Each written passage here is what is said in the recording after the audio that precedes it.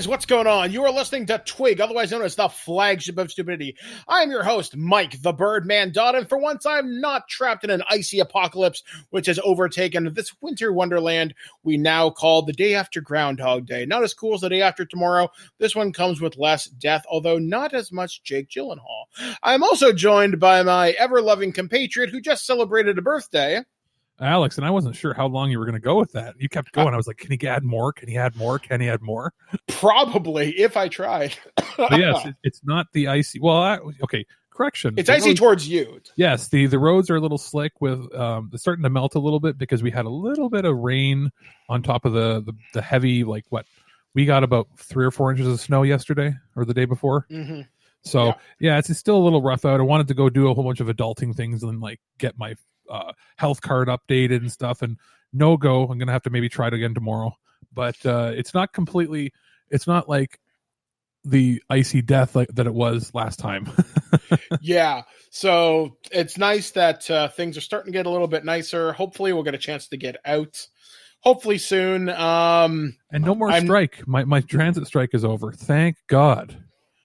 Whereas my wife's strike is escalating, so good times had by all. Yay teachers.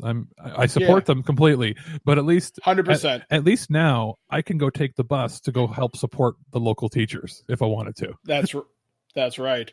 So yeah, this past week, it's been fairly uneventful. I mean, all things considered, didn't really do a whole lot. Done a lot more gaming than I expected, and that actually ties into one of my reviews I'm going to be talking about today. I actually went back to Ghost Recon Breakpoint on the Xbox One and reviewed their live event for the Terminator, which went live this past weekend and runs until I want to say Thursday or Friday. Though the event will still stay in-game, the exclusive rewards are only available. I mentioned more in my review. I also been playing some Call of Duty. I'm now max level. I did the battle pass for this season, so I've 100%ed that. I've done almost all my challenges for this season as well. So now I'm just waiting for the next season to drop. So that's been a lot of fun. Just doing that. I might go back and play some other games out of my back catalog. This is what I like about this time of year is it's quiet. There aren't a lot of major releases. Unlike last year, we had Kingdom Hearts 3, we had Resident Evil 2 remake, and we had a couple other big games that dropped in the early part of the year. We also had some pretty big delays for stuff because I know in March some stuff got pushed out. Well, we were only going to be a few weeks away from Final Fantasy, and that got pushed, and then everything seems to be spread out a little nicer now. Yeah, so when March comes around, we will have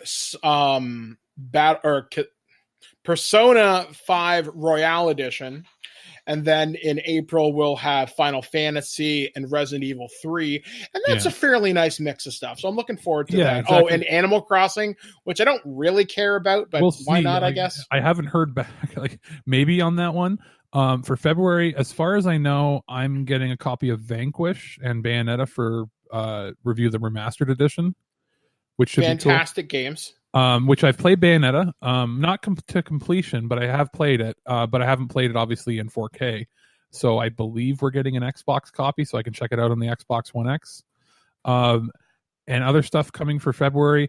It's sort of up in the air because I know we were in the running to maybe get a copy of that Mega Man collection. But it got pushed back a week, so I hear. Yeah, so it might not. Who knows what's going to happen there? There's a few other smaller titles coming out, but as far as like AAA titles, it's quiet. There's not really much. I would venture to say that the Vanquish Bayonetta combo is or was AAA originally. Those games, that's probably it for February.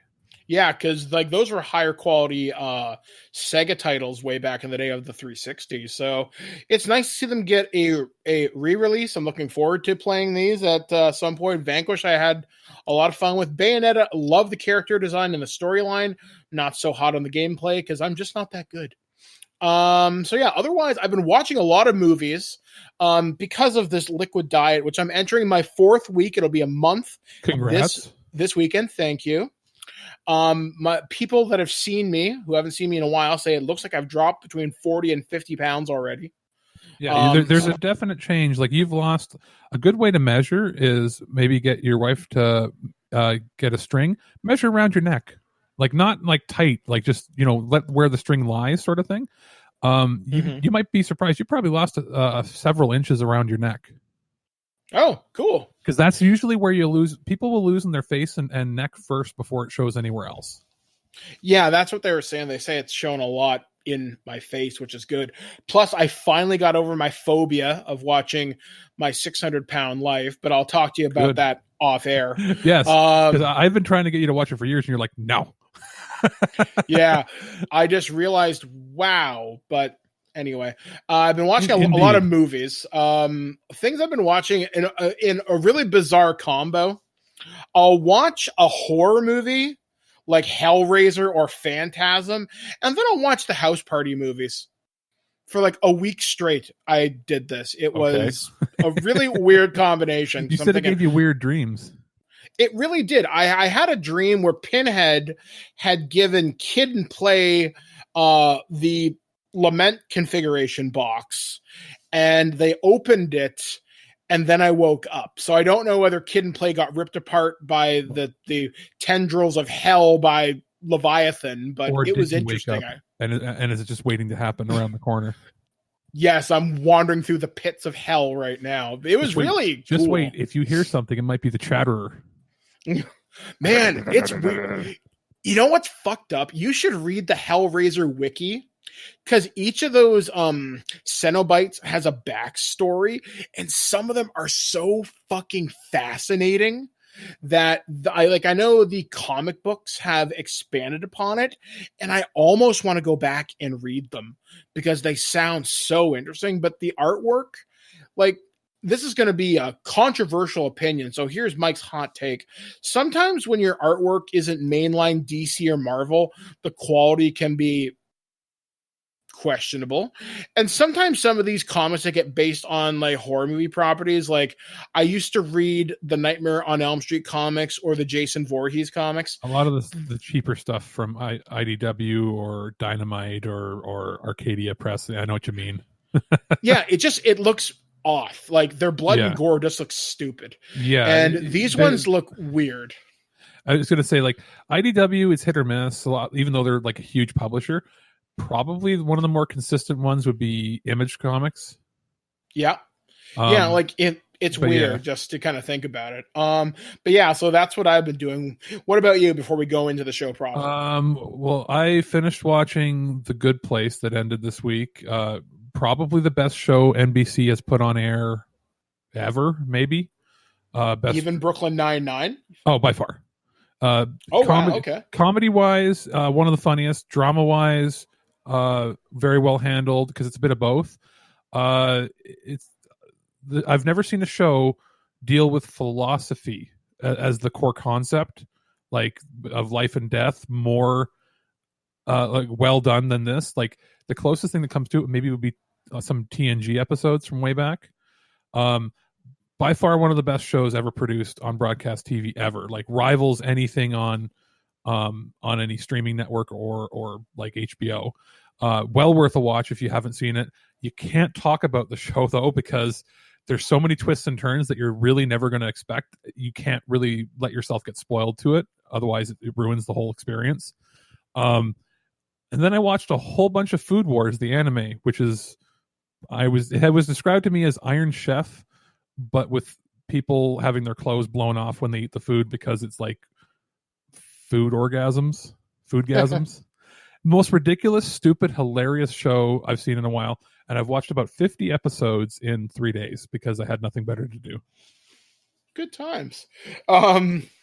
So coming up on the show this week, as always, we have news, weird news, and reviews. So coming up for reviews, as I alluded to previously, we are going to be talking about Ghost Recon, Breakpoint, and following up with their live event involving the Terminator on Xbox One. We're also going to be looking at the John Cena comedy Playing with Fire from Paramount Home Entertainment. And finally, Alex, what are you going to be bringing us this week? Idea Factory sent over one of their weird action JRPGs, Arc of Alchemist. And I received that on the Switch, and I'll be talking about that for about 5 minutes or so. All right, then. Cool, guys. So once again, thank you for joining us here on This Week in Geek, the flagship of stupidity. I've been Mike the Birdman Daw, joined with Alex the producer. We'll be back, guys, right after our review of Ghost Recon Breakpoint with the Terminator. We're looking at Ghost Recon Breakpoint coming to us from Ubisoft. You might be saying, Mike, didn't you and Alex do a pretty in-depth review of this last year that ran for like 20 minutes? Yeah, we did. And I'm actually reviewing this again because of an in-game event which is happening right now. It's a live event involving the Terminator. And this is actually pretty cool because it's been a pretty neat year for Terminator tie-ins. We got Gears of War 5, Mortal Kombat 11, and now this kind of came out of nowhere. I first saw a trailer on YouTube, and then I got an email about it, and I'm thinking, you know what, I'll dive back into the world of Aurora to see what's going on. So the storyline is this: a resistance fighter has been sent back in time to Aurora to basically stop a T-800 because Skynet has some plans. And you notice how I said Skynet there. This is more in line with the Terminator 2 timeline because it mentions Skynet and not Legion, which is the new AI that we see in Terminator Dark Fate. So that's kind of cool. Her name is Raza, and she gives you a Mark 14 termination rifle, which is basically a railgun, which is kind of cool. It's a DMR in-game, though. And through the course of this live event, there are 20 tiers of things you can earn. You get new cosmetics, where you can actually look like the T-800 with the shredded face from the first movie. You can earn the Uzi 9mm. You can earn an AR-18, I think it is. You can get some new vehicles, which are just basically reskins, but they are neat. And you can also get some other blueprints in the shop, which are not explicitly mentioned, but are related to the Terminator universe, such as the 45 long slide pistol, which the Terminator used in the first movie. That was the pistol he used to kill Sarah Connor's roommate, and the one that was aimed at her at Tech Noir in the bar. And you also get the Resistance assault rifle, which is the one Kyle Reese uses in the Future War sequences, the M25, though here it doesn't have the big-ass optical sight on the top, so it's just called the Resistance ASR. So yeah, that's kind of neat. Oh, plus you get a grenade launcher for finishing the event as well. So I was wondering where you get that blueprint, so now I know the answer to that question. And what it is, you get a series of missions to stop the T-800s, and it culminates in a big fight in a Terminator factory, which is really kind of cool. It turns out the Terminators overtake a Skell facility and are building literally like a T-800 factory, like you'd seen in RoboCop versus Terminator, or that really cool T2 ad that aired back in the day. And it even has the bio-flesh regeneration chamber, if you happen to remember that toy. And it's really kind of cool. If the event had any problem, is that it's too short.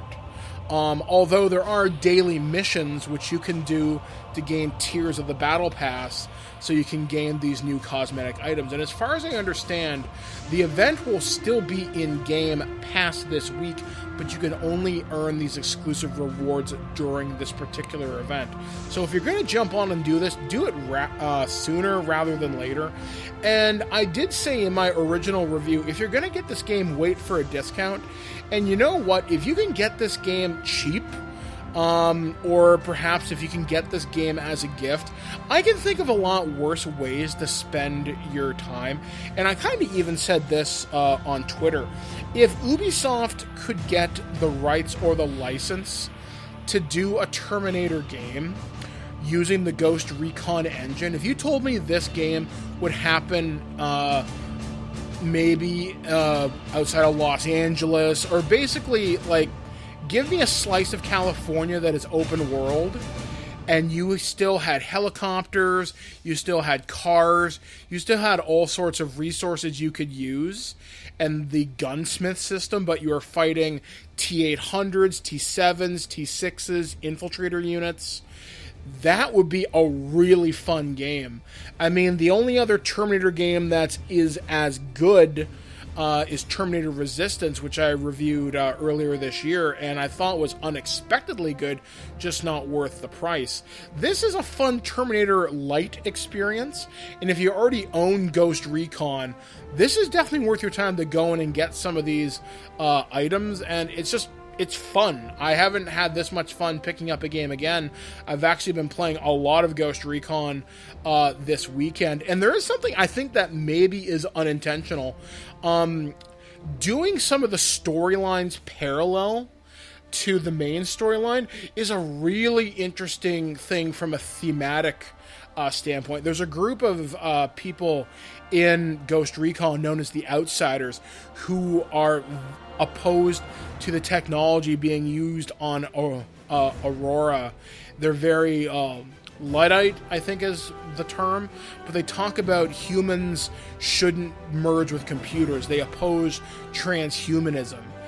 And that's very close to what Skynet becomes eventually, because it becomes self-aware, right? And the Terminators are cyborgs, living tissue over a metal endoskeleton. So, cool things to think about. So, my final review, if you have Ghost Recon, play this live event this week, go forth, kick some T-800 ass, just enjoy the termination rifle. Oh yeah, bonus tip, Mike's pro gamer moment here. Use the termination rifle against those behemoth tanks with the right perks equipped. You will melt those things in less than 100 rounds if you are of sufficiently high power level. It's been a tremendously useful tool I've had in my back pocket. So anyway, check this out if you have Ghost Recon. If you don't, if you can get Ghost Recon at a good price, then this is a pretty fun mission to take advantage of their live event system.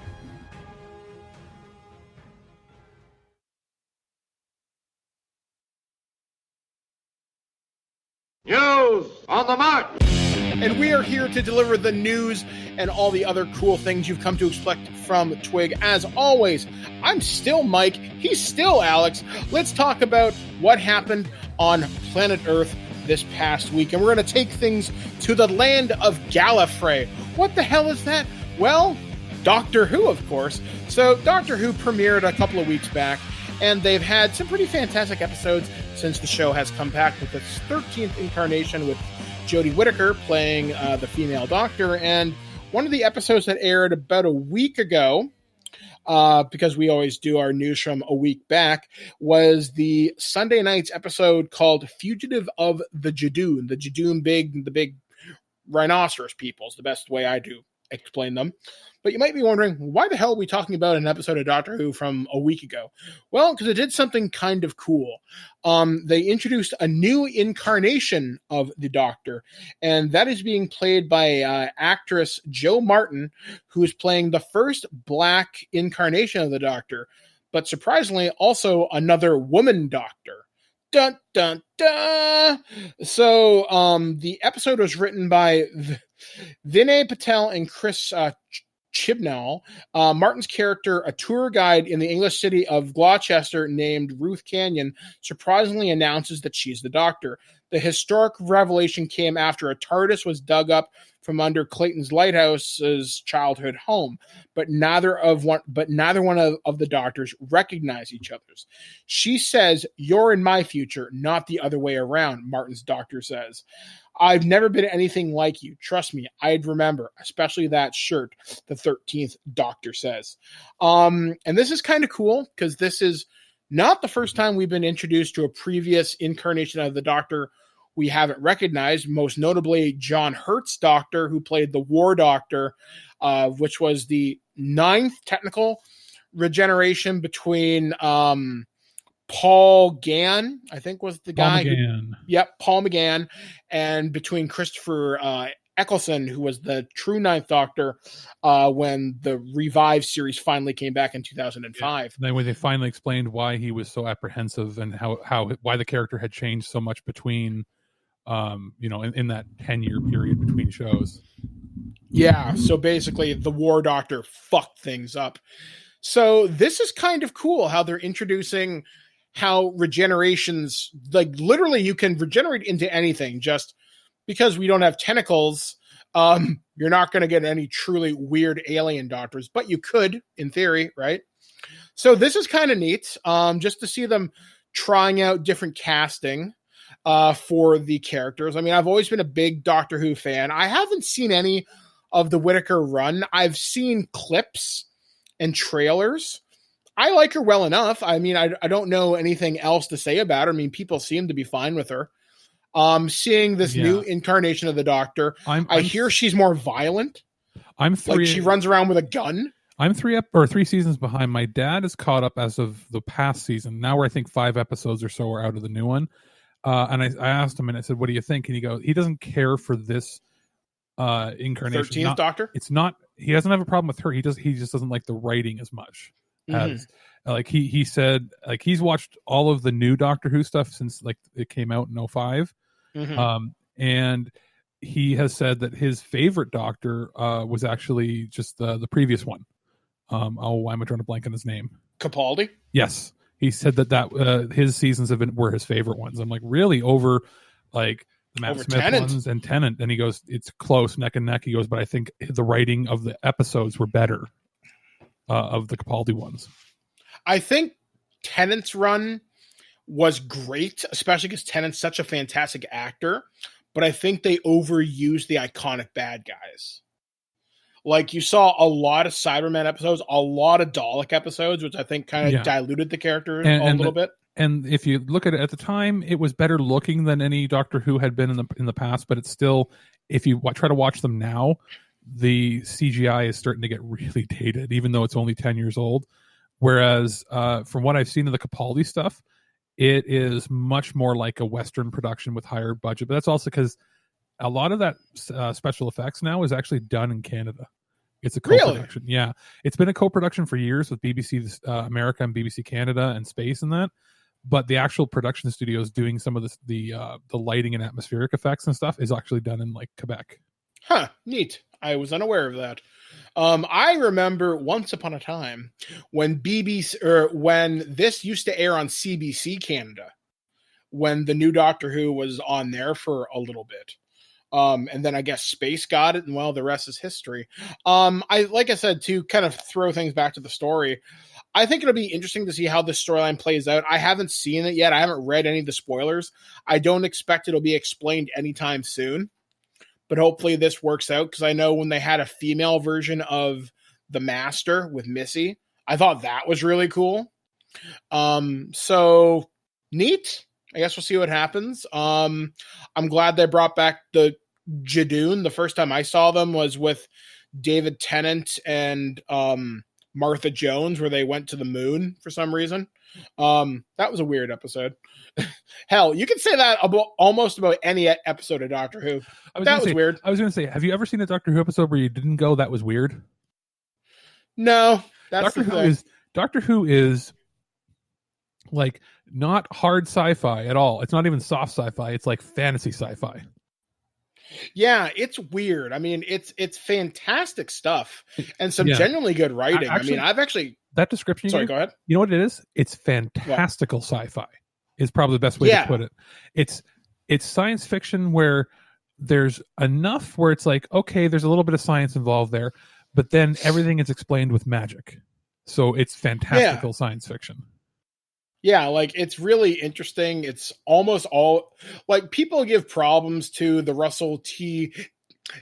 Davis run of Doctor Who. I liked it. I mean, I like almost all Doctor Who. I mean, I really can't bitch about it.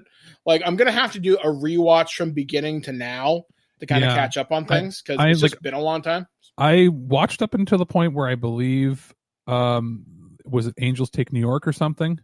Is that the And that's where they lose Amy and Rory. Yeah, and I didn't see that episode, and then I skipped like half a season and jumped in like right after that again for like one season. So I've got to watch, I guess, like 4 seasons now. Yeah, catch up. I mean, thankfully they're short. Yeah, but it's been a while. Like the sort of, I feel like the fandom ebbs and flows a bit.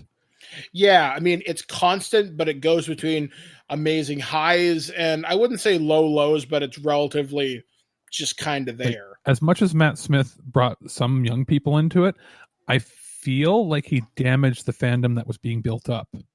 It was a little too silly with him, with the Fez hat and all that sort of stuff. I think they lost some of the hardcore, like Western audience that was not you, like the Western audience that would have never watched the stupid silliness of the original Doctor Who show, that, or because it was like so low budget and everything. I feel like they lost some of the hardcore Western sci-fi fans, like from the North, like North America, when he became in there. Yeah, I mean, I think the Matt Smith stuff, it made it more palpable to a wider audience because it was ridiculous. But the Peter Capaldi stuff brought it back. I don't know. Like I said, it's just that's what I mean. It's like every 3 or 4 years they'll sway one way, then sway the other. There's always going to be the hardcore fans, and I think this is, again, like you said, testing the water to see where they want to go, and like they're checking off multiple points. Like, well, we haven't had a female doctor, we haven't had a minority doctor, we haven't had this. You know what? Let's just dip our toes in what happens if we cast for one episode a doctor in multiple categories that we've never had before. Yeah, and see what happens. And if there's no real pushback, well, hey, we can do anything then. Yeah, I mean, and that's the beauty of Doctor Who. The book is so wide open, you can do anything you want, and that's always been the strength of that show. So moving on to more strange news, if you can believe that. There's always been talk surrounding this franchise for a number of years, and we've always wanted an Expendables 4. We get to see all our favorite action heroes come together and kick ass. Well, there's some encouraging yet weird news. There's going to be a spin-off, allegedly, and it's going to be starring Jason Statham's character, Lee Christmas. And the movie is supposed to be called The Expendables, A Christmas Story. So according to a new report... Oh, God, that'll be amazing. So according to this, the role will be centered around Jason Statham, has been in work for some time. It's supposed to be involving some of the other Expendables. Like, we'll still see Barney Ross as portrayed by Sylvester Stallone, though he'll have less screen time. But his role and everybody, yeah. Arnie and Tony Jaa are supposed to be in some capacity as well, but they're still waiting to see how the pieces come together, quote unquote. But there will be room for other appearances from characters in previous installments. The screenplay was penned by Max Adams. As far as directors go, supposedly DJ Caruso, who did Triple X, The Return of Xander Cage. Oh my God, the most stupid and fun movie ever made. The most incredibly stupid movie, but still incredibly fun movie ever made. So they're supposed to be on the studio's radar. They're talking to him. They're also supposed to be talking about a Triple X 4 at some point. So it depends on which gig will be signed off on first. I kind of hope this happens. Actually. We're going to have it. We're going to have movie like Inception / Synergy. One of these days, we're going to have Expendables versus the Fast and Furious. And somehow the characters that are in both are going to face like their evil twin doppelgangers from another galaxy. It's going to be like, what was that Spider-Man where they had to get Web Wars or whatever it was, where they had to get like, or Secret War, or not Secret War. What was the one where they pull all the Spider-Mans from all the different multiverses together to stop something? I think, do you mean Into the Spider-Verse or no, something like that. There was, or what was the one? I'm thinking of the cartoon, how the cartoon ended, and when Madam Web pulled them all out. I don't recall the name of the episode, but I know what you mean. Yeah, something like that. We're gonna have it where it's like, on this Earth we have the Fast and Furious, where they're the superheroes. Well, on this Earth we have the Expendables, and they're gonna have to take on, like, I don't know, all the bad. They're gonna have to take on like all the Universal monsters. That'd be kind of neat. It would be like the Expendables versus Dracula, Frankenstein's monster. You would watch it. You know you would. I really would. If it showed up on screen where it's Arnold Schwarzenegger, like Van Damme, all these people, and it's like on the other side of the poster is like literally like Bela Lugosi's looking Dracula and all these people. It's like that's who they're going to take on. We have to go. We have to go to Monster Island. Dr. Moreau and all this shit. Yes. They have to go to the island and like it's like a tournament. It's like Mortal Kombat. Oh my god! Which I finally saw the trailer for Fast and Furious 9. I love it. I love looks every so second weird. Of it. It's. I saw it. I watched it with my brother, and we turned to each other and said, "This is even more stupid than Triple X3." Like this is. It's a must watch. Although clearly no Rock, because he had a falling out with Vin Diesel. But also how they're covering it up is it takes place at the same time as Hobbs and Shaw. So okay. That's how they're covering up that, how Jason Statham's character and The Rock aren't in it.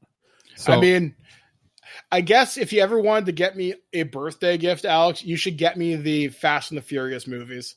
I'm curious. I've only seen the first two. Okay. And like first 4 and 5. It's terrible. It's terrible in a bad way. It's hard to watch. The second one is even worse. It's just yo bro. The third one, is Tokyo Drift. That one's even worse.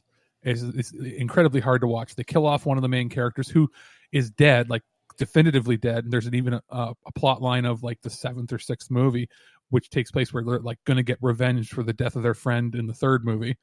And in the trailer for this new one, he shows up, even though he burned up in a car and died. It's the Asian dude. Han, right? Yeah, he's dead. So we watched that. My brother starts laughing. He's like, "How are they going? Is he going to be his evil twin? Is he going to have amnesia? Like they've already done amnesia plots twice, I think, in the movies." They have. It's because I've read the summaries for some of these. The 4th movie is where they switched it up to become like a heist movie. I've only seen bits and pieces, but it's pretty cool. The 5th movie they brought in The Rock, and they're like, "Well, now we have $1 billion." And then where I only saw bits and pieces of the 5th one. Now I've seen 6, 7, and 8 in theaters first day, and I can't stop watching because they're so incredibly stupid and funny. So yes, those are big boneheaded movies.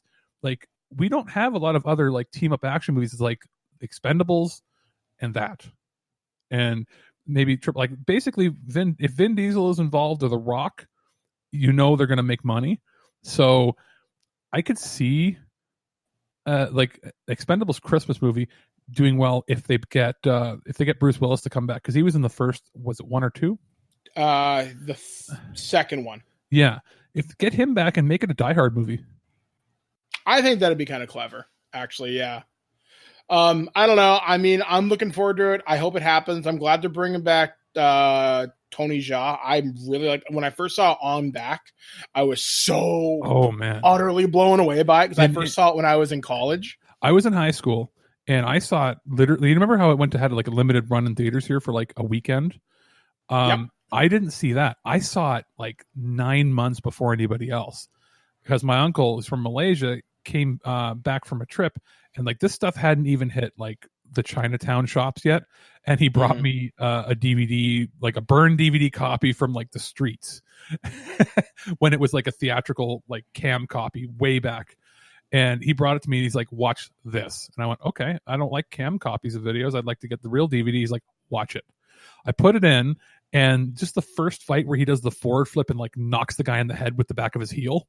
Mm-hmm. And I was like, "What?" And then he runs and jumps and like knees the guy in the chest from across the room. And I went, "Where are the wires?" And my uncle's like, "No wires." I'm like, "What do you mean?" He's like, "No wires." And he's doing like all the crazy stunts. And I'm like, "What's happening?" He goes, "No wires." Because I was used to Jet Li, right? Like, yeah, with the wushoos or the flying through the air kind of stuff, right? No. It's like, this is what real stuff. I'm like, "How are they doing this?" He's like, "It's Thailand. They have no regulations." So people are getting hurt for real. But yeah, like, dude, like that was a revelation. That was probably the best advancement in like Kung Fu movies since the 80s. Yeah. Like I remember, just kind of getting into that subgenre for a little. Like I remember, what was it, Iron Monkey or something? His movies or like Jet Li ones. I saw more of Tony Jaa's stuff than I saw Tony Jet Jaa. Li's. So it would have been. Well, they renamed a couple of them here. There was like The Protector, but there was. Yeah, I saw that one. So there were 2 or 3 Ong Bak movies, and 2 or 3 in that Protector line, which was the one where he's like a. Like a villager from like a small thing, and he's trying to protect his elephants that are stolen, like the bones. Yeah, they did 2 or 3 of those, and they did them with like co-productions in Australia. And he did a couple things, came to the States and did 1 or 2 movies. Was he in Triple X3? I think he was. I haven't seen that one yet. Yeah, I think he's in Triple X3. His sort of biggest one that went under the radar, he did a movie with what's his name, with RoboCop. Peter Weller. It's Peter Weller. I believe Ron Perlman's in it. Michael Jai White and Dolph Lundgren. What's it called? It's like Blood Money or some weird name or something like that. I'll look it up and send it to you. But they did like a high budget international picture, and it just like tanked in its limited run in theaters, even though it's amazing.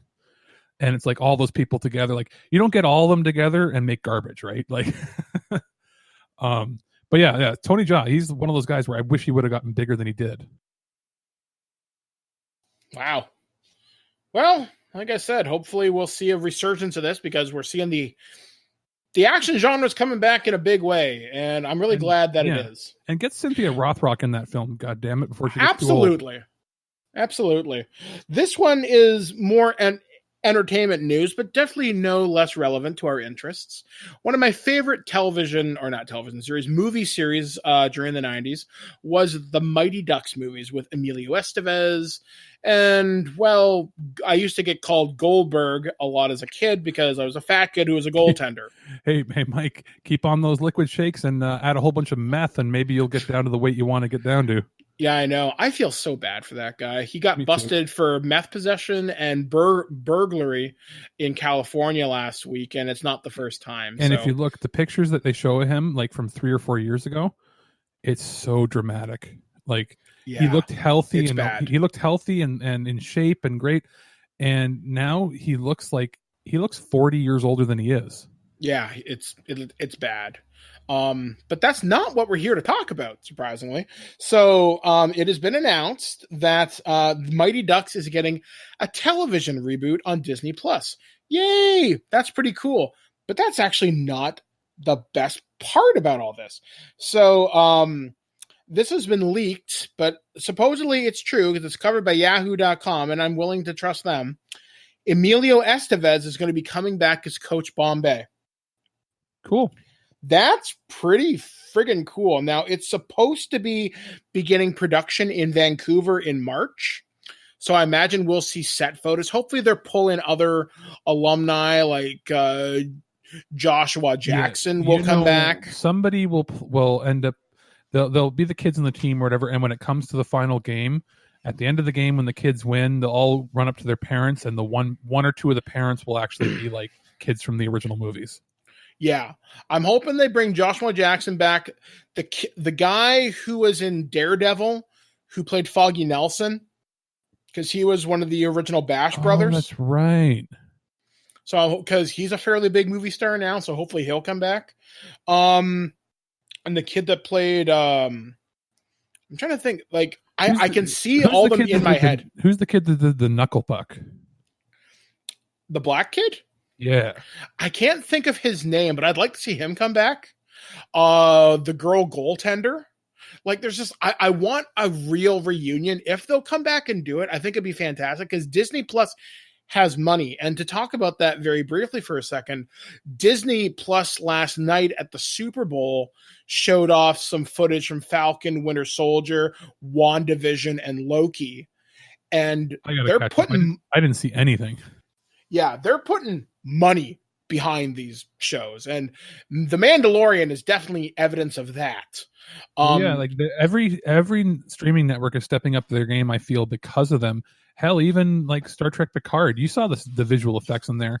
Like, every show is spending more money, like theatrical budgets on these, because unlike getting advertising money from showing on television, like regular commercial advertising, the more subscribers they get specifically to watch these shows, the more direct money they get. Yeah, because you don't have to go through the like kind of theater chain and like kind of trickle down, so to speak. So yeah, I mean, I think it's going to be great. I mean, the future of streaming services, despite the fact that there's way too goddamn many, this is going to be cool. I'm looking forward to it. I'm already subscribed to Disney Plus. So I hope it comes out next year. I'm looking forward to Falcon and Winter Soldier. I think that's this year. I think. WandaVision, they said, is coming sooner than we think.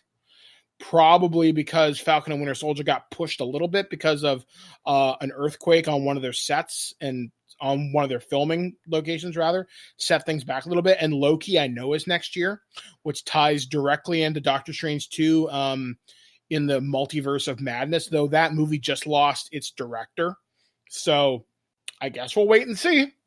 Moving on to my next story. This one, I was going to put this in weird, but I think it's cool just the same. This one is Japan, who are ultimately known for building giant robots. Well, they're actually kind of doing it for real this time. So Japan is building a massive humanoid robot modeled after the original Gundam series. So the robot replica of the RX-78-2 Gundam, which is the more samurai-looking one that I think was featured in the 1979 series, will be 18 meters tall and weigh 25 tons. But the cool thing about this is it's going to be able to walk. Oh, this is how we get Skynet. This is how, well, this would be the first step towards BattleTech, walking tanks. and a lot of people, when they think of Gundam, like here, they think of Gundam Wing, but what they don't realize is Gundam Wing was actually not very popular in Japan. It was which is weird. Insane. It was what made it popular here. But like, it was not like the Gundam, like the original shows, all the ones that, you know, we got way back in the day that maybe we got an episode or two here and there, or they would do like a single season here. Like over there, it was immense. And it wasn't until like, 2000 or so when we got the 1995 translation of Gundam Wing. But like, that's what people picture Gundam in their head. They think Gundam Wing, but like, that's like a nothing show to them. Yeah. So the cool thing about this is it goes on a little bit further. So the robot's going to have 24 degrees of freedom, hands with fully articulated fingers and thumbs, and the ability to walk, though we don't know how far or for how long. This is pretty cool. So they're supposed to show this thing off sometime in the next little bit. Although they should install subwoofers and like giant speakers, and when it turns on, like make the iconic sounds like it's powering up and just scare the shit out of everybody. Although it would be neat if they did a pair of these. If they did one as the RX Gundam and the Zaku, which is Char's Gundam, which I've always loved the look of that one with the big red Cyclops. Yeah. I just love that design. They would either do him or they would do one of the regular green Zakus. So that'd be pretty kick-ass. But I mean, think of, like, have that guy there, and then, you know, it would be even better. Right across, staring at him, have Optimus Prime. So yeah, that'll be pretty cool. If you happen to be visiting Japan in the next little bit, you'll be able to see this. There is like a Gundam Cafe, which Dave, a friend of the show and longtime associate of the show, saw this a little while ago when he went over there for a cultural exchange. He's now back home in Canada. So yeah, that's pretty neat. I hope this is as successful as I hope it is. I trust the Japanese engineers to do something amazing with it. And who knows what futures this could lead to in other areas of robotics and potentially more. So isn't the RoboCop statue being built now? Yes, it will be unveiled later on this spring or summer. They're just finishing the final touches on it. Do we have like a big robot that's like American design that we could put? Oh wait, maybe somebody could build like an Iron Giant. Like that's like the most American design ever, right? That, or well, that's a little more obscure. But so you could go with Liberty Prime from Fallout, but that's not as iconic. Yeah, like other than like because Optimus Prime is ultimately Japanese, even if the show was like made here or like designed here.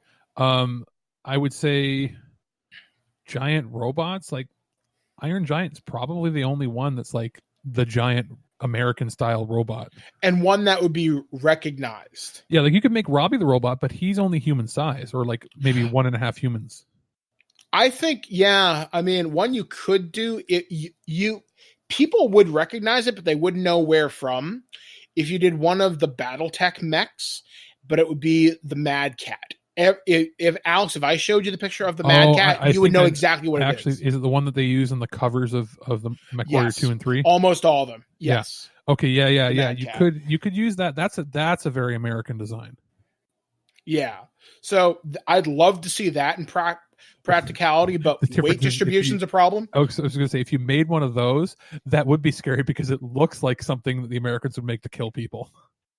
Oh God, yeah, it would be militarized so fast. So yeah, good times. So final news story this week. Stupid me. Why don't they just make an AT-AT? Yeah, like an AT-AT, like, or an ATST, one of those two, right? Like, but that's a vehicle as opposed to a robot. But I guess a Gundam is a vehicle as opposed to a robot. Walker. So would a chicken walker be considered a robot, or no? Because that's just another vehicle. Yeah, I guess. Then again, so's a battle mech. So now we're splitting hairs. But anyway, technically, so is the Gundam. The Gundam isn't a robot. Yeah, the Gundam is piloted too. So we all win. It works. Yes. So I'm going to end things on kind of a bummer note this week.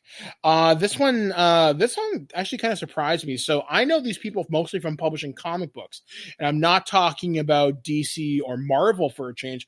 I'm actually talking about ID Publishing. So IDW Media Holdings reported its earnings last week, and in this case, IDW's Q4 2019 financial report was released, and things aren't looking too great. The company lost $26.4 million as a whole. The comic book branch lost $5.2 million in 19. Now, they say revenue is down from the comic book market from 2018 to $20.1 million. IDW Entertainment, which handles television and movies, lost $19.8 million in 2019. Some of the quotes out of this come from Holdings chairman and CEO Howard Jones, was optimistic about all this. He says they're going to look at listing the company on the National Stock Exchange to boost investment. With our improving financial and operational outlook, we are exploring listing IDW on a national stock exchange to enhance our visibility, increase liquidity in our market for our stock, and broaden our shareholder base. In conjunction with the uplist, we intend to raise additional growth capital to further strengthen our balance sheet and to pursue abundant growth opportunities afforded by the intensifying competition among streaming services for original content. He also goes on. Sorry, it's Howard Jonas. Sorry, I misread his name. Jonas projects the company will be profitable come 2021. In the fourth quarter of fiscal 2019, revenue was boosted by the delivery of V-Wars and the majority of the October Faction episodes to Netflix. While the legacy production finance agreements utilized for these shows and production cost overages resulted in significant losses, the remaining impact of those legacy deals will be recognized in the first quarter of fiscal 2020, results reflecting in the delivery of the balance of the October Faction episodes to Netflix. Also, these guys did Lock and Key for Netflix, which is supposed to be really good, I hear. I've heard good things about it. It looks good. Here's the too long didn't read. They're realizing that licensed properties don't sell the same way they used to, unless they get a television property assigned to it or a streaming property. When they used to, their deal was like 75% of their comics were licensed from old properties. That's what they're saying, legacy properties. Problem is, they don't sell the same way they used to unless there's a new updated version of, like, let's say they have Battlestar Galactica. Well, I'll guarantee you that the Battlestar Galactica comics are going to sell better now that there's going to be a streaming show reimagining of it than they would have before. The problem is the market's been shrinking. Everybody knows that. And so people have less money to spend. They've increased the cost of comics by $1 in the last few years. which doesn't sound like a lot until you realize that if you're buying them every month, that let's say it adds up, and especially multiple titles per week. If you buy buying 4 comics now costs as much as buying 5 or 6 did 2 years ago, 3 years ago. And so, you could buy 4 comics, or you could buy one really good Blu-ray. Exactly, or you can wait till the trade comes out. And unlike the big companies like Marvel and DC, where you can guarantee they're always going to put trades out, if these comics don't sell individually, they might not even put the trades out. Like, I'm looking at IDW's recent selections, because I buy comics. I buy Go-Go, Power Rangers, Mighty Morphin Power Rangers, though I may start reading a Marvel title, but the point I'm trying to get here is... But you're not getting from them, you're getting from Boom, right? Like, I think they're the ones that have the Power Rangers license. Yes. But I'm looking at IDW right now, and their current licenses, so new this week, so coming out on Wednesday, you have Clue, weird property to license. You have DuckTales. Which surprising that Disney gave it up and Marvel doesn't. You'd be surprised. It's weird. I'm going to get into that in just a second. Narcos is licensed. Who the fuck wants to read that? Like, seriously, like that, like on a weekly basis, that's something that should come out as a graphic novel. Star Trek Picard, because they hold the Star Trek license, which I guarantee you is the only thing that sells for them, or like the Disney licenses and the Star Trek license. I haven't even gotten to the best part. Star Wars Adventures, which Marvel holds the Star Wars license, so that's a little weird. Ninja Turtles, which has always been a consistent seller, which just recently celebrated its issue 100, plus multiple crossover events with Ghostbusters and other properties. And their most famous thing, since they acquired the property from Dreamwave a number of years back, was Transformers. Transformers has been a consistent performer for IDW. They always do fantastic stuff with the license. Multiple series a year, multiple miniseries. So IDW has a lot of money on the books when it comes to their license property. They know what they're doing. I just don't know where they're losing it from. As a person who buys a lot of comics week to week, yeah, the price has gone up. On iTunes, most books I typically pick up are $5.49. I think that's what they're charging. They're not like DC still has some $2.99 and $3.99 comics. I think all of IDWs have gone to $5. Well, let's find out. Let's buy Star Trek Picard right now. Star Trek Picard number 3 is $6.99. Yeah, you know what that is? That is more money than it is in stores by $1 to buy a digital. Let's look at Marvel. Let's just pick a recent Marvel book. Let's pick. I'm just gonna see if there's a recent release here.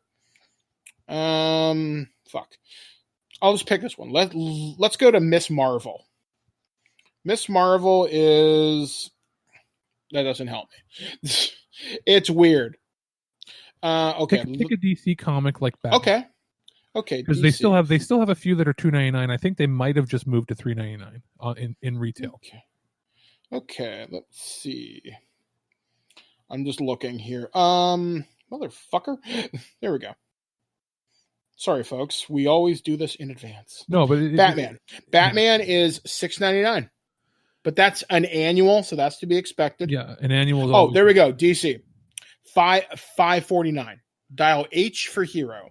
Okay, is $5.49. So that seems to be about the average price. So Archie though, yeah. Let's see how much they run. $2.79. Exactly, and they're still publishing, and they're independent. And they sell because here's the thing. If I'm going to spend $7 on a book, do I want a third of the pages to be advertising? That's the thing. You only see that in Marvel and DC. In Boom Comics, you don't. When was the last time you got physical? It's been a while. It's been at least 2 years. I'm saying physically, they still put them all in there. That's the problem I find too is DC and Marvel keep the ads in even if you're buying digitally when they're not paying for printing.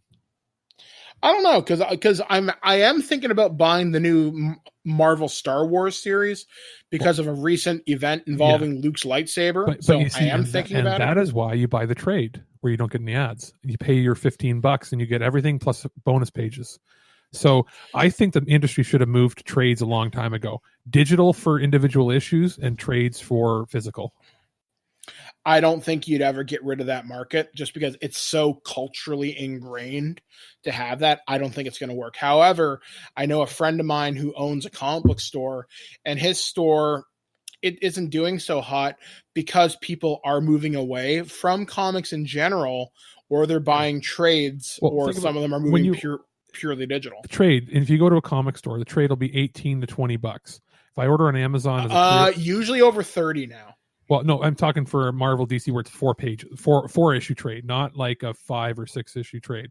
Okay, they're about 20ish. If I order on Amazon as pre-order, $10.84.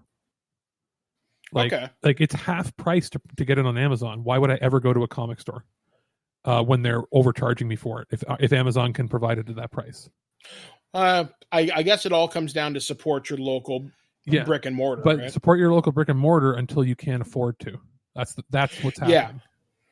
Because I used to buy, like when I was younger, even I used to buy comics out of a comic book store called Mike's Used Bookstore, and he had to run the used bookstore as well as comic books and role-playing games to keep the store afloat. And I don't think he's in business anymore. I'm not 100% sure of that. And then my friend who owns the comic book store, it's a struggle. And another thing a lot of people don't realize is, you have to place your comic orders week to week. You don't your books just don't show up. You have to order them each week and tell them what you want. Diamond used to do that years ago when the trade was booming. You just got your shit show. They would just show up. Like they would base it on your previous orders and on the volume. But now the market's so hurt. Diamond basically killed the market entirely by monopolizing it and forcing people to go through them. And then they pick the prices and they do this and where you get shit. It basically killed them except for the Archie comics, because Archie decided not to go with Diamond and they still distribute on their own. Yeah, like I used to read Archie comics. I actually read Archie comics all the way through high school, but I read the Archie Sonic comics, and they were still fantastic. They're still fantastic to this very day. They lost the license. Yes, it's a different person doing it now. Yeah. And then they had the Turtles license back when we were kids, I think. Yep, and now IDW has that, and that's been consistently great. But yeah, I'm really sad to see IDW lose that money. I hope it doesn't hurt the creators' works that they pick up, because they do get some weird ones. It sounds like they have a plan. When they're saying 2021, they don't usually say that to shareholders unless they believe it's really going to be turning around.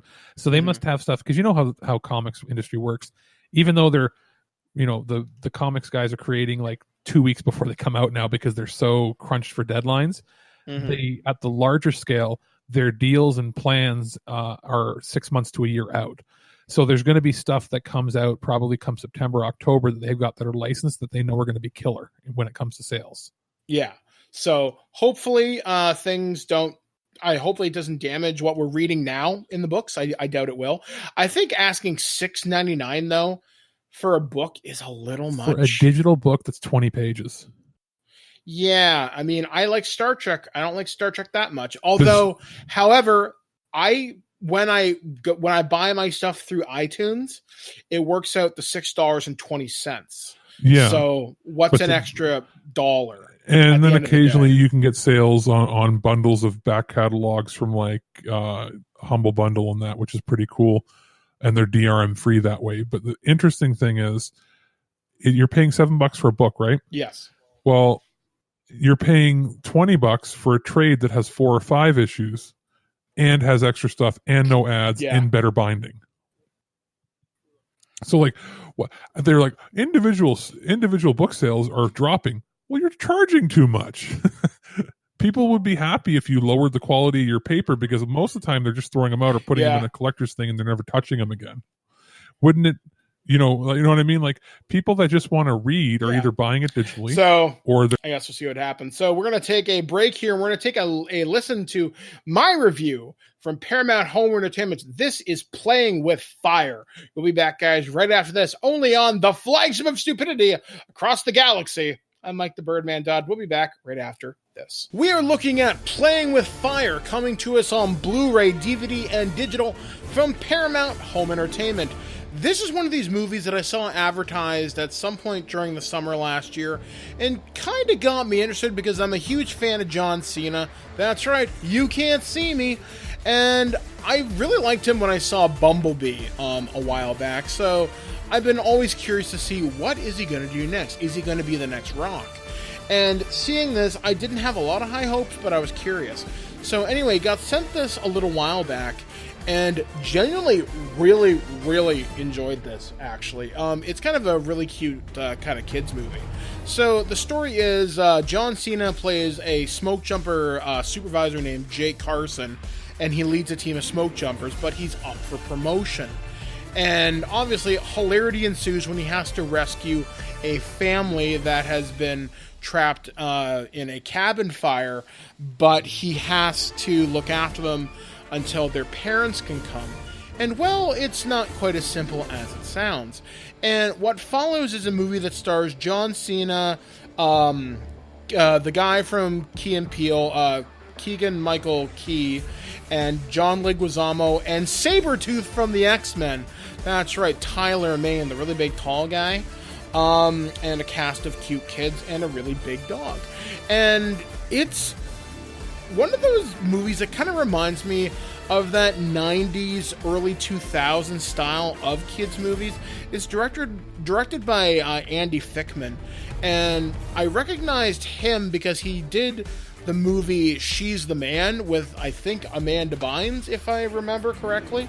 Way back in the day, I think like 2006, I want to say. But anyway, yeah, so watching this, I was just surprised how much fun it was. It was harmless.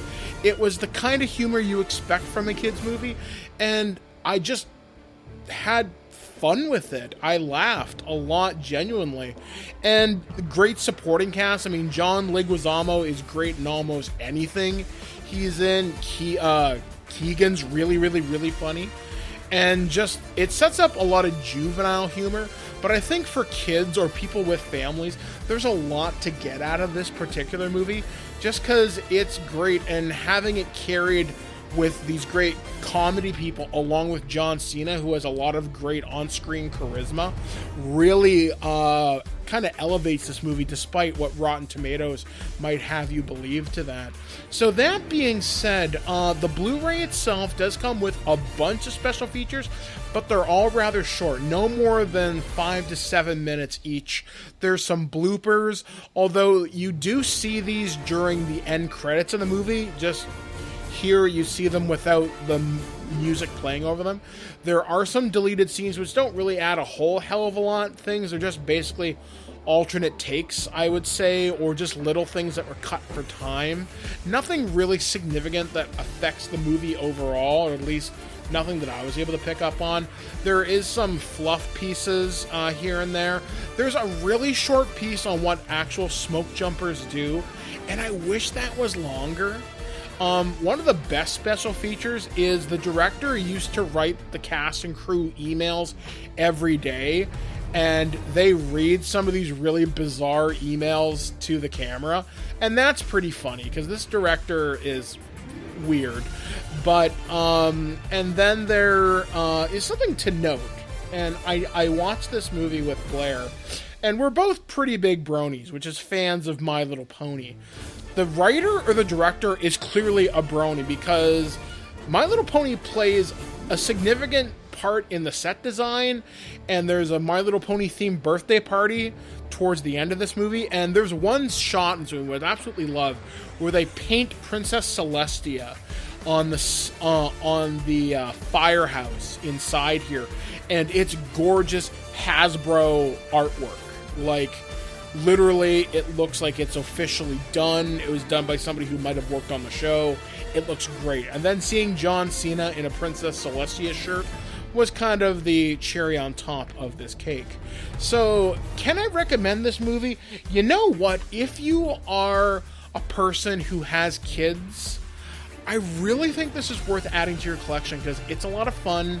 I could see this being like a family fun movie that you may watch with your kids repeatedly. especially if they're younger. If they have any interest in WWE, seeing John Cena do stupid things is rather amusing. And like I said, he does have a very cool charisma and charm to him. And for anybody else, this is a pretty solid VOD pick if you don't really have kids or family. But if you want to see just a movie that reminds you of a simpler time of kids' movies that isn't like Avengers or anything like that, this is a nice throwback to the late 90s, early 2000s era. Once again, this has been Playing with Fire from Paramount Home Entertainment on Blu-ray, DVD, and digital.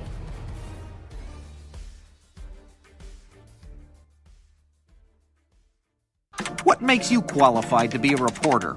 I'm willing to violate anyone's privacy for my personal gain and then claim with a straight face that the public has a right to know. By the hand of Zeus, what manner of deviltry is this? I love fake alien poop day. Hey guys, Birdman here. You might be wondering, well, this is where the weird news would normally go, simply because you heard the intro. And, well, Nerd News had kind of a hiccup this week from a technical standpoint and from a news gathering standpoint. So I'm going to let you in on a little bit of a secret behind the scenes, sort of behind the curtain, such as it was.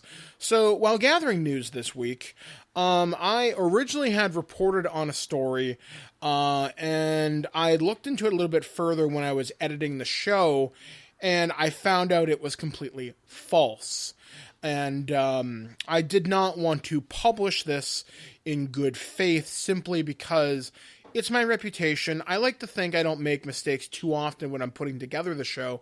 And when I do make a mistake, I do often have a full retraction. So that's why in the outro of the show, you'll hear me refer to some things that happen a little bit later on. I may have even mentioned it in the beginning of the show. I don't think so, though. But still, just wanted to be full and transparent as to why you're not getting a dose of the weird, fucked up things that happened on the planet this past week. And that's frankly it. I made a mistake. I fully own up to that. And hopefully I'll be vetting my news stories a little bit better. And I don't make any excuses for it. It was a mistake. It happened. But hopefully won't happen again. We will have Nerd News, Weird News edition next week with, the regular weird things that happen on this planet. I already have a few stories already gathered. So, So anyway, guys, deeply apologize. So I'm going to throw things over to Alex now so you can hear his review of a Nintendo Switch game. So, Birdman, out! All right, I have a quick one here from our friends over at Idea Factory International. They sent over a review copy of Arc of Alchemist for the Nintendo Switch. It's also available on PS4, but I had the opportunity just to review the Switch version in this case. It's an action RPG, and I'll sort of give you a bit of a rundown of the story here. You're basically entering a desert in search of a key to save humanity, the great power, in quotes. It's pretty standard anime inspired action RPG fare, but it's a little different in how fast-paced it is. Enemies show up on screen and they sort of pop up out of nowhere. You're attacking and doing combos pretty quickly. You also have multiple AI-controlled characters in your party that, for whatever reason, aren't actually dumb. They're actually pretty good. As far as the visuals are concerned with this, it's nothing really to write home about. This isn't like next-gen looking. It's standard sort of cutesy anime inspired, almost something you would have seen like on the Dreamcast / GameCube era of like an action RPG. I get like almost even little hints of like Brave Fencer Musashi in it. If you go back a little further, but it is colorful. The cast of characters is voice acted in Japanese only. English subs, easy to read. Localization's pretty good. Audio is pretty standard, nothing super, fantastic to write home about. It is a pretty easy pick up and play game. There's a lot of tutorials at the beginning that sort of showcase how to work with the game's mechanics. Nothing too difficult. You could skip them and figure it out on your own, but they're pretty quick and straightforward. This isn't going to be one of those games where there's like a huge lengthy tutorial period where you're spending hours doing it. You're actually sort of in the thick of it pretty quickly. The only downside I see to this game, as far as it's not even nitpicking, I found there was a pretty heavy frame rate drop anytime you're in like you're on the overworld running around and there's like fog. like it's supposed to be not fog like fog of war, like old school, but like actual atmospheric fog, it really drops the frame rate, at least on the Switch. I played it docked and non-docked, and it was dropping to like 20 frames per second. I hope that's something they can fix with a patch, but it was pretty noticeable, and there was like a fair amount of input lag with it, so it wasn't an effect to make it look choppy, but there was some lag pretty bad at the very beginning of the game in the area that's kind of foggy. As soon as you move out of that, though, the frame rate goes right back up to normal, which is fine. I'm not sure if that's something that would persist in the PlayStation 4 version, but it is something that definitely plagues the Switch. So and it's not a design choice, you can tell, because you press a button and you wait like a second for it to react. No, that's not a design choice. So I'm hoping it's something that's patched later on. Idea Factory's been pretty good about patching their releases with little bug fixes here and there, so it may be something, because I had an early release, a pre-release day release, that might have affected it. But that's really the only gripe I could see with it, and that happens in a lot of other games too, so it's not a huge deal, but it is something to keep in mind. Other than that, it's pretty straightforward action RPG fare. It'll hold you over for a while. It's not something with the bug in place that I would say and I would recommend is worth the full retail price at this time. Unless you are a super fan of Idea Factory games and action RPGs in general.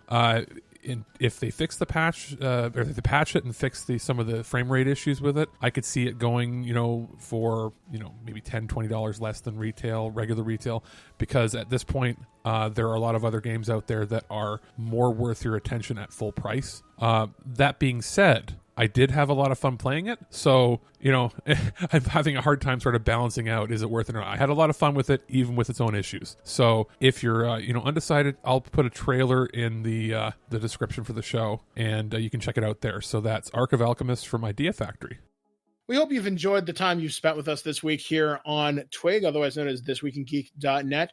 As always, do strive to bring you the best, and well, as I just demonstrated, not always the latest news in the world, but I'm totally okay with that, because, hey, admitting you have a problem is the first step in fixing it. Coming up on the site this week, I imagine we're going to be doing a Future Imperfect soon, talking about Star Trek Picard.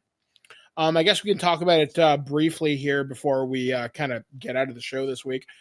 I like what I see, but I do follow some pretty hardcore Trekkies, and I am noticing some of the things they're pointing out, and I'm like, hey, never kind of thought about that, but okay.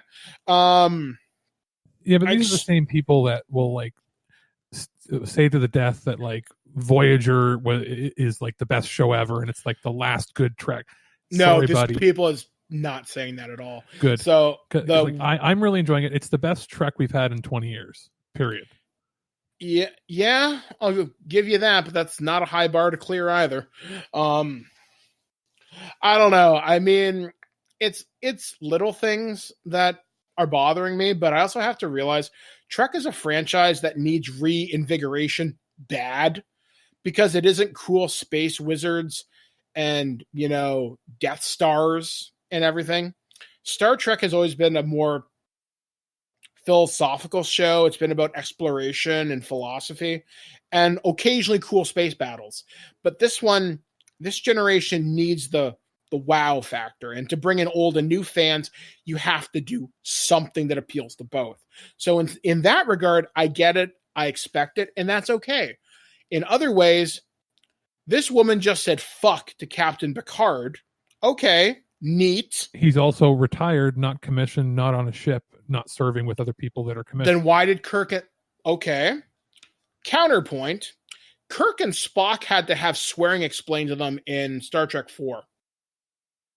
That would be. Well, they're also from 100 years earlier. It's still inconsistent. What is obvious? Well, no, he didn't have to have swearing explained to him. He didn't know what dumbass meant. He didn't know what certain insults were.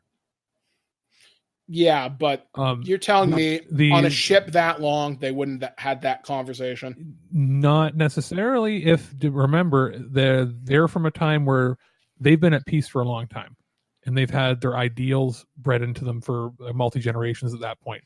This is where you and I would differ, because you are clearly a Star Trek apologist. Nothing wrong with that. No, I'm not an apologist. I'm saying if you go to like the Zephyr Cochrane era, like First Contact, that's the era where they would be swearing and doing. But that's only 40 years from us, though. Yeah, exactly. They're swearing and everything, but then you jump forward 100 years and there's multi-generational changes, but then you jump forward again, and this is clearly they're setting up is the world is the Federation is failing. They're a shell of what they once were, and Picard is pointing it out, and everybody wants to go la la la, nothing's wrong, but it's clear from the way the culture and society is behaving that it's failing. I just believe it's bad script writing, but the ideas are very cool. I like the idea of the Borg reclamation project.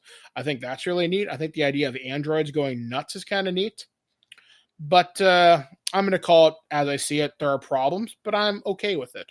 We'll see how I feel at the end of the 10-episode series. But I'm not going to let certain things slide, and then most of that comes from a design standpoint and a prop design standpoint. They're also setting themselves up right now, too. The first 3 episodes are directed by the same person. The next 2 after that are Jonathan Frakes. And it'll be interesting to see how that sets up the last half of the season. Yeah, exactly. So hopefully, like I said, we'll get a lot more answers. Hopefully we'll see a lot less exposed HVAC ventilation systems and whatnot. And so it'll be more future-y as opposed to here's now, but with Captain Picard. But you know what? It could be worse. It could be better. But you know what? I got the Borg back, and for that, I am eternally thankful because I never thought I'd see my precious boys again. And maybe we'll find out what happened to the Borg after the Dominion War. So also, that's exciting. First time you ever seen them when they take apart a Borg and you see like the guts underneath. Yeah, that I really liked. I thought that was really clever. Like it's by far the best special effects makeup they've done for the Borg ever, even better than the movie. Yeah, because Voyager did a really good job, but I want to see a full Borg drone standing up doing his Borg thing. So maybe I'll see that in a flashback sequence. God, I hope so. We'll wait and see. Maybe not in a flashback. Or maybe not, being set up, you know what I mean? Anyway, yeah. So that's good enough for now. Other than that, coming out on the show this week, if you were listening to our sister podcast that I work with, Nerds of the Third Power, Billy or Dr. Gonzo has released a D&D teaser trailer for what we're working on called Fools Who Ride, which is the D&D podcast, which I game master for them, which I'm kind of rusty on D&D 5th edition. So if you don't like my DM style, forgive me and get over it. I'm having a lot of fun with them. We've recorded at least 8 or 9 hours so far, I think. And it's been a lot of fun. So we're going to be recording more later on this month, just getting schedules lined up right now because Kat's having furniture delivered. More episodes of Nerds of the Third Power are coming. I record tomorrow. I think we're talking about The Mandalorian, which more season 2 info is starting to come out now. So that'll be released later on this year on Disney+. And we got a bunch of good stuff coming up. I know I have to watch The Witcher for them. So I'll sit down and watch that over the course of like a weekend. So I'll be tossing a coin to my Witcher, O Valley of Plenty, I think as the saying goes. And Alex, you should have a turd or treasure soon, shouldn't you? I should. I've got a couple movies that came in. We got some stuff from Vinegar Syndrome I got to check out. Gaming wise, what do I have? I think I have a Football Manager game, like as in like soccer. That's about it right now. But who knows? Like I'm visiting family for the next couple days. I'm sure that like I'll head home and it'll be like a bunch of crap that came in the mail. And by bunch of crap, I mean lots of cool stuff to go through. So anyway, guys, we will catch you next time here on This Week in Geek. So until next time, I've been Mike the Birdman Dodd, and you have been Alex. And as always, live free or die hard. And as my friend Jackie Bam Bam might say, be cool, be kind, be careful. We'll catch you guys right here on ThisWeekInGeek.net. Well, that's our show. All right, here's the deal. Every time you watch my show, I will send you $40. Checks will not be honored. You've been listening to This Week in Geek, your source for guaranteed nonsense or your money back. Tune in next week for more info on the most important things you didn't need to know. Check out our website at ThisWeekInGeek.net and subscribe to our podcast through iTunes or any podcatcher. If you'd like to comment on this episode, head over to this episode's post at ThisWeekInGeek.net and leave a comment through Facebook Connect. Follow us on Twitter at ThisWeekInGeek.net and follow our Instagram at twig_official_podcast. Social media not your thing? Send us an email at feedback@thisweekingeek.net. We'll see you next time, and remember, lower your shields and surrender your listenership. Just when you think this show is terrible, something wonderful happens. What? It ends. I have to go. Somewhere there is a crime happening.